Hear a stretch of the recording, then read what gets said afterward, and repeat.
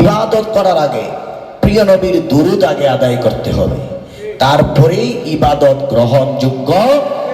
কিন্তু আমরা যে কখনো আমল করি, ইবাদত করি, সরাসরি আল্লাহর নাম জপি, আগেও দুরূদ নাই, পরেও কি নাই। অথচ নবী নিজে বলেছেন যে তোমরা যদি কোনো দোয়া করো তো আগে আমি নবীর উপরে দরুদ শরীফ পড়ো, পরে আবার দরুদ শরীফ পড়ো, তখন গিয়ে এই দোয়াটা আল্লাহর দরবারে কি হবে। আর যদি ওই দোয়ার পিছনে আগে আমি কামলিওয়ালা দুরূদ শরীফ না থাকে, সেটা আল্লাহর কাছে পৌঁছে না, এটা ঝুলন্ত অবস্থায় থাকে। কি অবস্থায় থাকে? তাহলে আমরা আগে পরে নবীর পক্ষে আসি না নাই? আগে নবীর দুরূদ, পরেও কার দুরূদ? এবার মসজিদে ঢুকতে আগে কার দুরূদ, এরপরে বের হইতে কার দুরূদ? নবীর দুরূদ। তাহলে ঢুকতেও নবীর দুরূদ, বের হইতেও কি? এটা হাদিসে আছে, তোমরা যখন মসজিদে প্রবেশ করবা আগে আমার নবীকে সালাম দাও। সুবহানাল্লাহ। কার নবীরে? যখন মসজিদ থেকে বের হবা তখনও কার সালাম দাও? তাহলে বোঝা গেল মসজিদে নবী, বাইরেও ডাইনে নবী, বামে নবী, পশ্চিমে নবী, উত্তরে নবী, দক্ষিণে নবী, পূর্বেও নবী। আর নবী যেদিকে তাকাই সেই দিকে আমার নবীর নিয়ামত। কোন নবীর নিয়ামত? তাহলে নবীকে যারা বাদ দিয়ে, নবীকে যারা ছোট করে সরাসরি আল্লাহর কাছে পৌঁছতে চায়, তারা হচ্ছে বোকা। তারা কি? কারণ নবী ছাড়া আল্লাহর সান্নিধ্য লাভ করার কোন উপায় আর নাই। এটা নবী নিজেই শিখিয়ে দিয়েছেন। হযরত কাব রাদিয়াল্লাহু তাআলা আনহু, তিনি একদিন নবীকে প্রশ্ন করলেন, ইয়া রাসূলুল্লাহ, ইয়া হাবিবাল্লাহ, আমি আমার সময়টাকে 4টি ভাগ করে নিয়েছি। কয় ভাগ? এক ভাগ আপনি নবীর উপরে দরুদ শরীফ পড়ব, আর বাকি 3 সময়টা অন্যান্য কাজ, অন্যান্য ইবাদত। নবীজি বলছেন, ভালো, যদি পারো তার চেয়ে একটু বাড়াও। তো বলেন, হুজুর তাহলে আমি এই সময়টারে 4টা ভাগের 2 ভাগ আপনার উপরে কি করব? দরুদ শরীফ পড়ব। নবীজি বলেন, ভালো, যদি পারো আরো বাড়াও। এবার তিনি বললেন, তাহলে হুজুর আমি 3 ভাগ নবীর দরুদ শরীফ পড়ব, আপনার দরুদ পড়ব, আর 1 ভাগ শুধু অন্যান্য। নবীজি বললেন যে যদি পারো আরো বাড়াও। হুজুর তাহলে আমি বুঝতে পেরেছি 24 ঘন্টায় শুধু আপনার দরুদ শরীফ পড়ব। নবীজি বলেন, ভালো, আলহামদুলিল্লাহ। তাহলে কার দরুদ শরীফ? এটা আঙ্গ মুখে তখন দরুদ হলে কি হয়ে যায়? চুলকানি হয়। কোনটা দরুদ, কোনটা মিলাদ, কোনটা সালাম, কোনটা সাল্লু, কোনটা তাসলিমা, এটাই আমরা বুঝি না। খালি হামদে বান্দা আমাদেরকে বেদাতি বলে কি দেওয়া হয়? গালি দেওয়া। বাংলাতে যদি কেউ নবীর উপরে দরুদ পাঠায় সেটা কি বুঝবে না? উর্দুতে পাঠাইলে, ইংরেজিতে পাঠাইলে, এখন হেরাকটা পাইছে দরুদে ইব্রাহিম। কি দরুদে ইব্রাহিম? অথচ দরুদে ইব্রাহিম নামে হাদিসের কিতাবে কোনো দরুদ নাই। এই দরুদের মধ্যে ইব্রাহিম নবীর জন্য দরুদ পড়া হয় না, মূলত দরুদ পড়া হচ্ছে আমার প্রিয় নবী মুহাম্মদুর রাসূলুল্লাহ সাল্লাল্লাহু আলাইহি ওয়াসাল্লামের উপরে। কার উপরে? ইব্রাহিম নবীর নাম আছে বিদায় ইব্রাহিমের উপরে না। এই দরুদ কোন নবীর উপরে? আমার নবীর উপরে। কারণ আল্লাহ জানতো কিছু বাটপার আসবে, তারা দরুদ পড়বে না, যেন আল্লাহ নামাজের মধ্যে দরুদ ঢুকাইয়া দিলেন। আবার বাটপার আইব, দরুদ পড়বো, নামাজ পড়বো না, সালাম দিব না, এর লেগে আল্লাহ তাশাহুদের ভিতরে আগে সালাম ঢুকাই দিলেন। কি ঢুকাই দিলেন? সালাম ঢুকাইয়া দিলেন। এজন্য আল্লাহ মিরাজের রজনীতে আমার প্রিয় নবীকে বললেন, হাবিব আপনি আমার কাছে এসেছেন, কি নিয়ে এসেছেন? নবীজি বলেন, আমি এসেছি আত্তাহিয়াতু লিল্লাহি ওয়াসসালাওয়াতু ওয়াত-তাইয়্যিবাত। এই শব্দটুকু শুনে আল্লাহ অত্যন্ত খুশি হয়ে গেলেন। আল্লাহ আনন্দিত হয়ে বললেন, আসসালামু আলাইকা আইয়ুহান নাবিয়্যু ওয়া রাহমাতুল্লাহি ওয়া বারাকাতুহু। আল্লাহ বলেন, আমি আপনাকে সালাম দিলাম। কোন সুবহানাল্লাহ। আল্লাহ নবীকে কি দিলেন? নবীজি সালামের প্রতি উত্তর না দিয়ে বললেন, আসসালামু আলাইনা ওয়া আলা ইবাদিল্লাহিস সালিহিন। আমার উম্মতের মধ্যে যারা সালিহিন হবে, নেককার হবে, আল্লাহ গো আমি নবী তাদের পক্ষে একটা সালাম দিয়া দিলাম। কান সুবহানাল্লাহ। তাহলে সব জায়গায় নবী, আজানে নবী, নামাজে নবী, মসজিদে নবী, ঢুকতে নবী, বের হইতে নবী, নবী ছাড়া কোনো ইবাদত নাই। কিন্তু যারা ইবাদত করে নবী ছাড়া, তাদের ইবাদত বৃথায়। তাদের ইবাদত কোথায়? বৃথায় যাবে। আর যারা নবীকে নিয়ে ইবাদত করে, তাদের ইবাদত কি হবে? গ্রহণযোগ্য হবে। আমার আল্লাহ কুরআনুল কারীমের মধ্যে বলেন, ইয়া আইয়ুহাল্লাযীনা আমানু, হে ঈমানদারগণ, ইযা নুদিয়া লিস-সালাতি মিন ইয়াউমিল জুমআতি ফাসাউ ইলা যিকরিল্লাহ। ইযা নুদিয়া লিস-সালাত, আর যখন সালাতের আযান দেওয়া হয়, কোন সালাত? মিন ইয়াউমিল জুমআ, যখন জুমার নামাজের আযান হয়ে যাবে, তোমরা কানে শুনতে পাইবা। তলে ইযা নুদিয়া লিস-সালাতি মিন ইয়াউমিল জুমআতি ফাসাউ ইলা যিকরিল্লাহ, তখন তোমরা আল্লাহর স্মরণের জন্য আল্লাহর দিকে দৌড়াও। কার দিকে? বুঝা গেল, জুমার আযান হওয়ার পরে পৃথিবীর সকল কর্মবাদ, পৃথিবীর সকল কর্ম হারাম করা হয়েছে, একমাত্র ইলা যিকরিল্লাহ, তোমরা আল্লাহর দিকে ধাবিত হও। এই নীতিটা শুধু আমাদের বেলায় না, পূর্ববর্তী যারা নবী ছিলেন তাদের বেলাও এই নীতি ছিল। কোন সুবহানাল্লাহ। তবে বারের পার্থক্য ছিলেন, দাউদ নবীর সময় এই নীতি ছিল, এই মর্যাদাবান সাপ্তাহিক দিন ছিল শনিবার। কি বার? এই জন্য যারা বনি ইসরাইল দাউদ নবীকে অনুসরণ করে, মুসা নবীকে অনুসরণ করে, তারা শনিবারকে সপ্তাহের প্রথম ঈদের দিন মানে। কি বারকে? এটা বনি ইসরাইলের যারা অনুসরণ করে। আর যারা ইনজিল কিতাবকে অনুসরণ করে, ঈসা নবীকে অনুসরণ করে যারা খ্রিস্টান, তারা সাপ্তাহিক রবিবারকে বন্ধ ঘোষণা করে। ওই দিনটা তাদের প্রার্থনার দিন। কোন সুবহানাল্লাহ। কিন্তু আমার আপনার কামলিওয়ালা নবী এই দিনটাকে, খ্রিস্টানের দিনকে সম্মান করে শনিবারে করে নাই। আমার নবী রবিবারকে করে নাই, আমার নবী করে দিলেন শুক্রবার। কোন সুবহানাল্লাহ। এই জন্য নবীজি বলেছেন শুক্রবার ঈদের দিন। কিসের দিন? ঈদের দিন, গরিবের হজের দিন। যারা শুক্রবারে মসজিদে যাবে, আমার নবী বলেন তার জন্য, গরিবের জন্য হজ হয়ে গেল। কোন সুবহানাল্লাহ। কিন্তু আয়া রাসূলুল্লাহ, ইয়া হাবিবাল্লাহ, নবীকে যখন প্রশ্ন করা হলো, হুজুর আমার নবী অন্যান্য নবীদের উম্মতের হায়াত বেশি ছিল, আর আমার আপনার নবীর উম্মতের হায়াত এত কম কেন? আমার নবী বলে, এটা আমি সংক্ষেপ করে নিয়েছি। আমার উম্মতে হায়াত কম পাইবে, গুনাহ কম করবে, কিন্তু আমার উম্মত গুনার বেলায় কম, কিন্তু নেকির বেলায় এত বেশি। এক সেকেন্ডে হাজার হাজার কোটি কোটি নেকি অর্জন করতে পারে। এটা আমার নবীর কারণে হয়েছে। কার কারণে? যদি নবী না থাকে, যদি কি না থাকে, কারণ এই সেকেন্ডে কোটি কোটি নেকি, এটা কার কারণে? নবীর কারণে। এজন্য নবী বলেন, তাফাক্কারু সাআতুন খায়রুম মিন আলফি আম। কোন ব্যক্তি যদি কিছুক্ষণ আল্লাহর ধ্যান করে, মুরাকাবা করে, আমার নবী বলেন আলফি আম, আলফি আম, আলফি আম, 1000 বছরের চেয়েও বেশি ইবাদত হয়ে যাবে। কিছুক্ষণ যদি ধ্যান করে, নবী বলেন তাফাক্কারু সাআতুন খায়রুম মিন আলফি আম, 1000 চেয়েও কি হবে? বেশি হবে, উত্তম হবে। আমার নবীর উম্মতের বেলায় এই মুরাকাবাটাকে 1 সেকেন্ড যদি কেউ মুরাকাবা করে, তার কোটি কোটি বছরের ইবাদত, 1000 বছরের ইবাদত তো কি হবে? কিন্তু এখন তো আমরা আল্লাহর ধ্যানে থাকতে রাজি না সর্বদাই। কিন্তু আল্লাহর ধ্যান করতে হলে আগে দরকার কাকে? নবীকে। নবী যদি না থাকে, এই সকল আমল আমাদের কোথায় চলে যাবে? বৃথায়।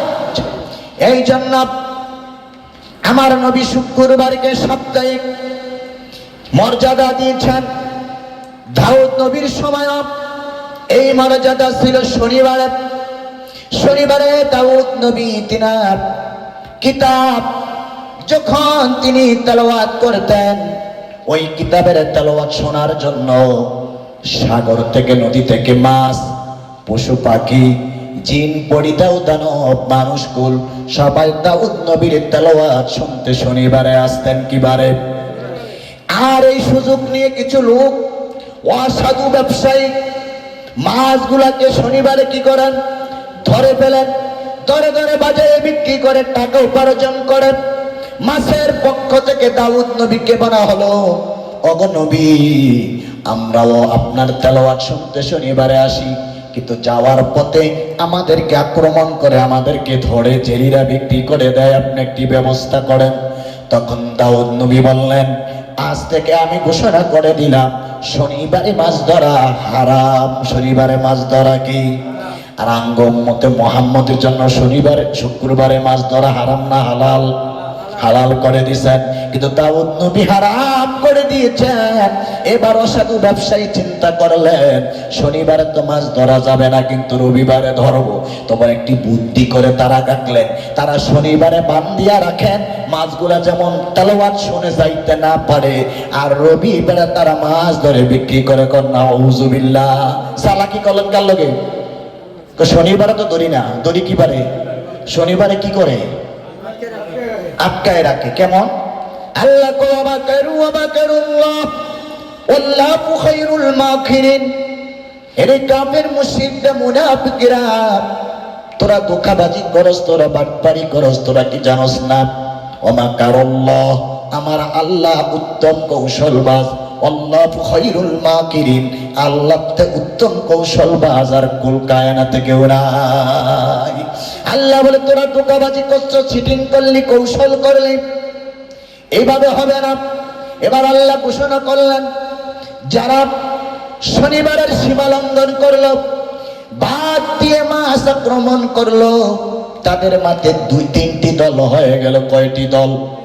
এক দলে মাছ ধরার পক্ষে, আরেক দল মাছ ধরার বিপক্ষে, আরেক দল নিম্ন পক্ষে, মানে নিরপেক্ষে, মাছ ধরার পক্ষে এবং মাছ না ধরারও। এটারে কয় দুনো কান্তে খাইছে। কয় কান্তে? দুনো কান্তে খাইয়া নিরপেক্ষ পালন করে। আমার আল্লাহ বলে, ওই তিন পক্ষর থেকে দুই পক্ষকে আমি অকুনো তিরদাতাম খসিইন, আমি তাদেরকে ক্ষতিগ্রস্ত বানর বানায়া দিব। ওই দুই পক্ষরে কি বানাই দিব? আল্লাহ কুরআনুল কারীমের মধ্যে বলেন, অকুনো তিরদাতান খসিইন। খসিইন মানে ক্ষতিগ্রস্ত, তিরদা যত বানর। আল্লাহ বলেন, আমি তাদেরকে বানর বানায়া দিলাম। আর আমার আপনার নবীর উম্মতে আযানের আগ পর্যন্ত ব্যবসা করবে, আযানের আগ পর্যন্ত মাছ ধরবে, আযানের আগ পর্যন্ত শিকার করবে, আযানের আগ পর্যন্ত সব কিছু করবে। আযান শোনার সাথে সাথে দরজা বন্ধ করে সব কাজকর্ম শেষ করে আল্লাহু আকবার বলে মসজিদে এসে দাঁড়ায়া যাবে। আমার আল্লাহ বলে, নবীর বেলায় কোনো বাধা নাই। আমার নবীর বেলায় কি নাই? তুমি শুক্রবারে খাসি জবাই করে খাও, কমিটিরে খাওয়াও, সভাপতিরে খাওয়াও, মাদ্রাসার চাকরি ঠিক রাখার জন্য, মসজিদের ইমাম ঠিক রাখার জন্য সভাপতিরে দাওয়াত দিয়া খাওয়াই শুক্রবারে। কি বারে? কিন্তু এটা কই পাইলা? যদি তুমি আমার নবীর উম্মত না হইতা, তাহলে দাউদ নবীর মতো তোমারও বানর হইয়া যাইতা। আমার নবীর কারণে আজকে তুমি শুক্রবারে সব করতে পারো, খাইতে পারো, ধরতে পারো, জবাই করতে পারো।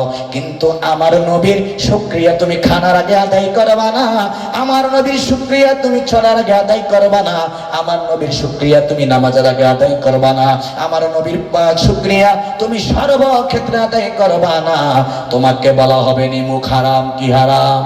এই জন্য আমরা সর্ব কাজে নবীকে রাখতে চাই কি চাই না? আমরা সর্ব কাজে নবীর দুরূদ, আগে নবীর দুরূদ পরে দুরূদ। আমরা চেষ্টা করব মরণ পর্যন্ত আমাদের ঠোঁটের মধ্যে নবী কামলি বলার দুরূদ। কোন সুবহানাল্লাহ। তাহলে নবীর দুরূদ আমাদের একমাত্র নাজাতের তরি। কি তরি? এছাড়া আমাদের আর কোনো বিকল্প রাস্তা নাই। হ্যাঁ আমার, এই জন্য ঈসা নবীর উম্মতেরা রবিবার, মুসা নবী এবং দাউদ নবীর উম্মতেরা যারা বনী ইসরাঈলকে অনুসরণ করে, তাদের দিন হলো শনিবার। এবার দেখবেন যে ইসরায়েলে ইসরায়েলে দুনো দল বাস করে, কয় দল? খ্রিস্টান বাস করে, ইয়াহুদি বাস করে। ওই খ্রিস্টানরা রবিবারে পালন করে, আর যারা হচ্ছেন মুসা নবীরও অনুসরণ করে তারা শনিবারকে পালন করে। এই জন্য আমার আপনার নবী কামলিওয়ালার বেলায়, অন্য নবীদের বেলায় তারা জীবনের প্রথম সেজদা যেই জায়গায় করতো, মরণ পর্যন্ত একই জায়গায় সেজদা করতে হবে।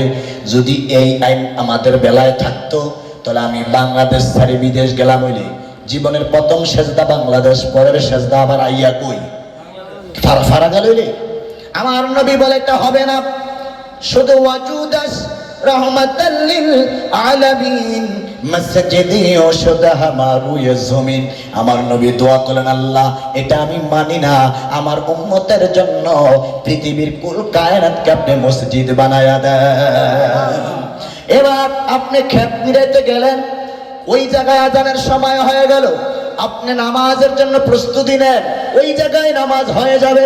আপনি লঞ্চে উঠছেন, সাগরের চতুর্পাশে দিক চিনা যায় না, কোনটা পশ্চিম, কোনটা দক্ষিণ, কোনটা উত্তর, কোনটা পূর্ব। আল্লাহ বলে সমস্যা নাই, তোমার মনে যে দিকে মন চায় ওই দিকে দাঁড়ায়া সালাত আদায় করা হয়ে যাবে। এটা কোন নবীর বিশেষত্ব? আমার নবীর কারণে তুমি এত কিছু পাইলা, আমার নবীর কারণে তুমি এত ইবাদত সহজ পাইলা, আমার নবীর কারণে এত সুন্দর ইসলাম পাইলা। কোনো কঠোর নাই, এত ত্যাক্ত নাই, জ্বালা নাই, যন্ত্রণা নাই। আর সেই নবীর তুমি বলে গেলা, তুমি কেন সেই নবীকে আল্লাহর আগে পরে রাখো না? ঠিক না বেঠি? আঙ্গ নবী, আমরা আল্লাহর ইবাদত করার আগে নবী, করার পরে ওকে করার আগে নবীরে দিয়া শুরু, লাস্টে নবীরে দিয়া শেষ। ঠিক না বেঠি? আল্লাহ বলে এই ইবাদত আমি একমাত্র কবুল করব যে ইবাদতের মধ্যে আমি আছি, আগে পিছে আমার কামলি বলা আছে। তাহলে দরকার কার? নবীরে। তাহলে মসজিদে ঢুকতে কার সালাম? মসজিদ থেকে বের হইতে কার সালাম? কিন্তু এই দোয়াটা কাজ সিদ্ধ করিয়া আমাদের মোল্লারা ছোট্ট করে দিয়েছেন। তারা শুধু এতটুকু দিয়েছেন, আল্লাহুম্মা ফতাহলি আবওয়াবা রাহমাতিক। এটা কি দোয়া কিনা? দোয়া। আল্লাহুম্মা ফতাহলি আবওয়াবা রাহমাতিক, আল্লাহ তুমি রহমতের দরজা খুলে দাও। রহমতের দরজা আবওয়াবা রাহমাতিক। কিন্তু আগে দুরুদ আসেনি, কিন্তু আছে তারা পড়েনি। আমরা আঙ্গরে শিখাইছিনি, আঙ্গরে দুঃখটি শিখায় না, বের হইতো শিখায় না। অথচ এই দুরুদের নীতিমালা হলো বিসমিল্লাহি ওয়াসসালাতু আসসালামু আলাইকা ইয়া রাসূলুল্লাহ আল্লাহুম্মা ফতাহলি আবওয়াবা রাহমাতিক। এইভাবে দুরুদ পড়ে এইভাবে দোয়া করতে হবে। বের হওয়ার সময়ও বিসমিল্লাহি ওয়াসসালাতু আসসালামু আলাইকা ইয়া রাসূলুল্লাহ আল্লাহুম্মা ইন্নী আসআলুকা মিন ফাদলিক। তাহলে বের হইতে নবীর সালাম, ঢুকতে কার সালাম? কিন্তু আমাদের শিখায় না কেন? আমাদেরকে অর্ধেকটা লাস্টেরটা শিখাইছে, প্রথমটা। অথচ তিরমিজিতে যান, এই হাদিসটি এমনি লেখা আছে, বিসমিল্লাহি ওয়াসসালাতু ওয়াসসালামু আলাইকা ইয়া রাসূলুল্লাহ আল্লাহুম্মা ফতাহলি আবওয়াবা রাহমাতিক। বিসমিল্লাহি ওয়াসসালাতু ওয়াসসালামু আলাইকা ইয়া রাসূলুল্লাহ আল্লাহুম্মা ইন্নী আসআলুকা মিন ফাদলিক। এমনি আছে, কিন্তু আঙ্গুরে শিখাইছে কেমনে? তাহলে ওরা নবীর সালামকে চুরি করে কাটটা দিছে। কি করে দিছে? যারা নবীর সালামকে চুরি করে কেটে দিল, তারা কি নবীর উম্মত থাকতে পারে কিনা? কিন্তু আজকে তাদেরকে আমরা বড় আলেম মনে করি। তাদের নুরানি কায়দার, তাদের নুরানি কোরআন শিক্ষার মধ্যে শুধু একটুর দাওয়া আল্লাহুম্মা ফতাহলি আবওয়াবা রাহমাতিক। মানুষ তার হাতায়া চায় না, খোঁজ করে চায় না, মানুষ বিশ্বাস করে দূর পড়ে। কিন্তু না, তিরমিজিতে আছে ঢুকতে নবীর সালাম, তারপরে আল্লাহুম্মা ফতাহলি আবওয়াবা রাহমাতিক। বের হইতে নবীর সালাম, তারপর আল্লাহুম্মা ইন্নী আসআলুকা মিন ফাদলিক। যেহেতু দোয়া করার আগে পরে দুরূদ লাগবে, এজন্য এই মসজিদে ঢুকতে যেই দোয়া করা হবে সেই দোয়ার আগে কে? নবী। বের হইতে কে? এখন যদি আপনি নতুন করে, যেমন উনিও মাদ্রাসায় পড়ছে, হেরাও মাদ্রাসায় পড়ছে, যদি প্রশ্ন করেন হুজুর মসজিদের দোয়া কি, হেরা বলে দিবে আল্লাহুম্মা ফতাহলি আবওয়াবা রাহমাতিক শেষ। কিন্তু না, তারা আমার রাসূলের সাথে বখিলামি করছেন, আমার রাসূলের সাথে কৃপণতা করছেন, এই জন্য তাদের ঈমান ক্যান্সেল হয়ে গেছে। কারণ নবীর উপরে মাতবরি করার মতো কে আছে? কেউ আছে? এই জন্য আল্লাহ কোরআনের মধ্যে বলেছেন, ইয়া আইয়ুহাল্লাযীনা আমানু লা তারফাউ আসওয়াতাকুম ফাওকা সাওতিন নবী ওয়া লা তাজহারু লাহু বিল কওলি কাজহরি বা'দিকুম লিবা'দিন আন তাহবাতু আমালুকুম ওয়া আনতুম লা তাশউরুন। এই আয়াতের মধ্যে আল্লাহ নবীর আদব শিখিয়েছেন, লা তারফাউ আসওয়াতাকুম ফাওকা সাওতিন নবী। ও দুনিয়ার মানুষ, আমার নবীর আওয়াজের উপরে তোমার আওয়াজ, তোমার মাতবুরি, তোমার গেটাপগিরি চলবে না। যদি আমার নবীর উপরে মাতবুরি করে এক ধাপ বাড়ায়া দাও, এক ধাপ কমায়া দাও, তাহলে তোমরা মনে রাখবা, ওয়ালা তাজহারু লাহু বিল কওলি কাজহারি বা'দিকুম লিবাদিন। আর তোমাদের প্রকাশ্য আমলগুলা এবং গোপনীয় আমলগুলা সব ক্যান্সেল করা হবে, সব বরবাদ হয়ে যাবে। ওয়া আনতুম লা তাশউরুন, তোমরা জীবনে আন্দাজ করতে পারবা না। নাউযুবিল্লাহ। আল্লাহ বললেন, যদি নবীর উপরে মাতবরি করো, কে? নবীর উপরে কলম ধরে ছোট করে দিলা, নবীকে কমায়া দিলা, তাই তোমাদের আমল সব কি হবে? কার ঘোষণা? আল্লাহর ঘোষণা। ওয়ালা তাজহারু লাহু বিল কওলি কাজহরি বা'দিকুম। জাহের মানে প্রকাশ্য আমল, নামাজ, রোজা, হজ, সব কি? ওয়ালা তাজহারু লাহু বিল কওলি কাজহরি বা'দিকুম লিবা'দিন আন তাহবাতু আমালুকুম। এবং তোমরা গোপনে যা আমল করো এইগুলো সব ক্যান্সেল হয়ে যাবে। কারণ কি? নবী নাই, কি নাই? তাহলে নবীর সাথে বেয়াদবি করা চলবে কি চলবে না? নবীর সাথে বেয়াদবি করলে ক্ষমা নাই, আল্লাহর সাথে বেয়াদবি করলে তওবা করলে আল্লাহ মাফ করে দিতে পারে। আর নবীর সাথে বেয়াদবি করলে কোনো কথা নাই, নবীর সাথে বেয়াদবি করলে তারে কতল করা ওয়াজিব। কতল করা কি? কিন্তু আল্লাহর সাথে বেয়াদবি করলে কতল হবে না। তিনি নবীর কাছে মাপ চাইলে আল্লাহ তারে কি করে দিব? দেখ কি সুন্দর সিস্টেম। নবীর কাছে মাপ চাইলে আল্লাহ তারে কি করে দিব? আর আল্লাহর লগে বেয়াদবি করলে আল্লাহ কয়, আমার কাছে আমার তো দেহস না, জানোস না, বুঝোস না, কইরা রেছো তারি ক্ষমা চা মাফ করে দেব। কিন্তু নবীর সাথে করলে মাপটা চাইতে হইব কার কাছে? নবীর কাছে। এছাড়া তার আর কোনো কি নাই, ক্ষমা নাই। ভাইয়ের আমার, আরেকটি প্রশ্ন আসতে পারে, নবী তো এখন নাই, যারা এখন নবীর কাছে বেয়াদবি করবে তারা ক্ষমা চাবে কেমনে? নবী নাই, তোমারে কে কয়েছে? মুহাম্মদ সাল্লাল্লাহু আলাইহি ওয়াসাল্লাম পৃথিবীতে জাহের নাই, কিন্তু রাসূল তো মরে না। রাসূল কি? নবী তো মরে না। এই পদবী কিয়ামত পর্যন্ত থাকবে, কিয়ামতের পরে হাশরের ময়দানও থাকবে, মিজানে থাকবে, ফুলসিরাত থাকবে, এই পদবী যাবে না। কিন্তু ব্যক্তি আব্দুল্লাহ, মুহাম্মদ বিন আব্দুল্লাহ আলাইহিস সালাতু ওয়াস সালাম, আয়ের আমার, যিনি আমার প্রিয় নবী মা আমেনার গর্ভে দিয়ে বাবা আব্দুল্লাহর পেশানির থেকে যেমনে পৃথিবীতে আগমন করেছে, এই দেহ মোবারকটা রমজান পাখি এখনো অক্ষয় অব্যয় রয়েছে। এই দেহের মধ্যে কোন রকমের কোন মাটি গ্রাস করতে পারবে না। আমার নবী বলেছেন, ইন্নাল্লাহা হারামা আলাল আরদি আন তাকুলা আজসাদাল আম্বিয়া। নবীদের জন্য মাটি খালাস খাওয়া হারাম করে দিয়েছেন। কোন সুবহানাল্লাহ। মাটি নবীদের লাশ কি খাইতে পারবে না, হারাম করা হয়েছে। আর নবীজির এখনো পৃথিবীতে আসে না নাই? আমরা চোখে দেখি না, নবী আছে। সাধারণ মানুষ যদি মৃত্যুবরণ করে তেও থাকে, কিন্তু আমরা চোখে। আর নবীর তো কোনো তুলনা। এবার তুমি আল্লাহর কাছে বলো, আল্লাহ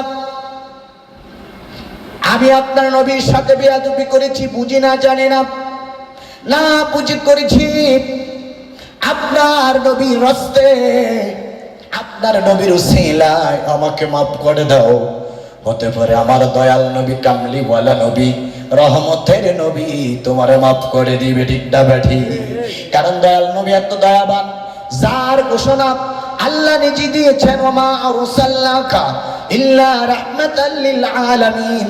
তিনি হচ্ছেন জগৎ সমূহের রহমত, তিনি সাধারণ একটা পোকার জন্য রহমত, তিনি পাখির জন্য রহমত, তিনি কুল কায়নাতের জন্য রহমত, তিনি মানুষের জন্য রহমত, তিনি কাফেরের জন্য রহমত, তিনি মুশরিকের জন্য রহমত, তিনি খ্রিস্টানের জন্য রহমত, তিনি ইয়াহুদির জন্য রহমত। তবে রহমতকে দুই ভাগে ভাগ করা যায়, একটা রহমতে আম আর একটা রহমতে খাস। খাস হচ্ছে আশিকা রাসূলদের জন্য আর আম হচ্ছে অন্য লোকদের জন্য। কিন্তু বোঝা গেল নবীর রহমত ছাড়া বাঁচার কোনো উপায় নাই। তাহলে লাগবে কি? নবীর রহমত। এবার নবীকে প্রশ্ন করেন, ইয়া রাসূলুল্লাহ, ইয়া হাবিবাল্লাহ, এই যুগে তো আপনার সাথে প্রেম করতে পারি না, কেমনে রহমত অর্জন করব? আমার নবী বলে দিবেন, তুমি নায়েবে রাসূল যারা আছে, যারা আমার প্রেম শিখায়, যারা আমার গুণগান গায়, যারা আমার প্রশংসা করে, তাদের সংস্পর্শে তুমি চলে যাও, তাদের সোহবতে চলে যাও। তাদের সোহবতে গেলে নবীর প্রেম পয়দা হয়ে যাবে, ঠিক না বেঠি? যারা নবীর প্রেম পয়দা করতে শিখায় তাদের মজলিসে বসো, তাদের মজলিসে বসলে নবীর প্রেম হয়ে যাবে। এজন্য আল্লাহ কুরআনুল কারীমের মধ্যে বলে দিয়েছেন, ইন্না রাহমাতাল্লাহি কারীবুম মিনাল মুহসিনিন, নিশ্চয় যারা মুহসিন আউলিয়ায়ে কেরাম তাদের কাছে আমি আল্লাহর রহমত রয়েছে। কোন সুবহানাল্লাহ। তাহলে আমরা আল্লাহর রহমত পেতে হলে নবী লাগবে কি লাগবে না? লাগবে। আজকেও আবার আমরা শিখলাম, আরেকবার বলছি, মসজিদে প্রবেশ করার দোয়া, বিসমিল্লাহি ওয়াসসালাতু ওয়াসসালামু আলাইকা ইয়া রাসূলুল্লাহ আল্লাহুম্মা আফতাহলি। আমরা পুরাটা পড়ব না অর্ধেকটা পড়ব? পুরাটা। তো বের হওয়ার সময় বিসমিল্লাহি ওয়াসসালাতু ওয়াসসালামু আলাইকা ইয়া আল্লাহুম্মা ইন্নী আসআলুকা মিন ফাদলিক। এইভাবে আমরা পুরাটা পড়বে, কারণ আমরা অর্ধেক পড়তে পারি, আমরা নবীরে বাদ দিতে কি পারি না। যে নবীকে বাদ দিলে সে আল্লাহকে বাদ দিয়ে দিল। কারণ আল্লাহকে যে মানে তার নবী মানা হয়, কিন্তু নবী মানলে হয়ে যায়। কত সুন্দর কথা! আল্লাহ মানলে নবী মানা হয় না, নবী মানলে আল্লাহ মানা হয়ে যায়। এজন্য আমরা এই দোয়াটা প্রত্যেককে আমরা শিখিয়ে দিব। মসজিদে ঢুকতে নবীর সালাম, বের হইতে এই সালামের আরেক কথা আছে, নবীর দাঁড়ায়া সালাম দেওয়ার নাম কি? কিয়াম। কি নাম? তাহলে মসজিদে কি শুইয়া শুইয়া ঢুকে না বইয়া বইয়া ঢুকে? ও তো কিয়াম হয়ে গেল। গান আমি যখন ঢুকলাম, আসসালাম বিসমিল্লাহি ওয়াসসালাতু ওয়াসসালামু আলাইকা ইয়া রাসূলুল্লাহ, দাঁড়ায়া দিছি না বইয়া দিছি? এই দাঁড়ানোর আরবি কি? কিয়াম। তাহলে নবীর কিয়াম। এই জন্য তারা চিন্তা করলেন, যদি এই হাদিসটা পুরা দেওয়া হয়, কিয়াম বুঝ জ্বালাইবে মানুষ। মানুষ বলবে ঢুকতে নবীকে দাঁড়ায়া সালাম, বের হইতে নবীকে দাঁড়ায়া সালাম। মানুষ বুঝ জ্বালাইলে তো আঙ্গ কথার মানতো না। এই জন্য দোয়াটা কাইটা কুইটা সাতকাট কইরা লাগছেন, আল্লাহুম্মা আফতাহলি আবওয়াবা রাহমাতিক, নবীর সালাম বাদ দিয়া দিছে। তাদের উদ্দেশ্য হলো কি? নবীকে দাঁড়ায়া সালাম দেয়। এই প্রমাণ পৃথিবীতে রাখন যাবে। তারা জানে না কিছু পাগল আছে, এর আমল নাই, এটির কোনো লেবাস টেবাস নাই। এই পাগলরা গুতিয়ে গুতিয়া ওই হাদিসটি বের কইরা মাইশের সামনে তুল্লা ধরবো, ঠিক না বেঠি? আঙ্গুর মতন অনেক হাত পাগল আছে না?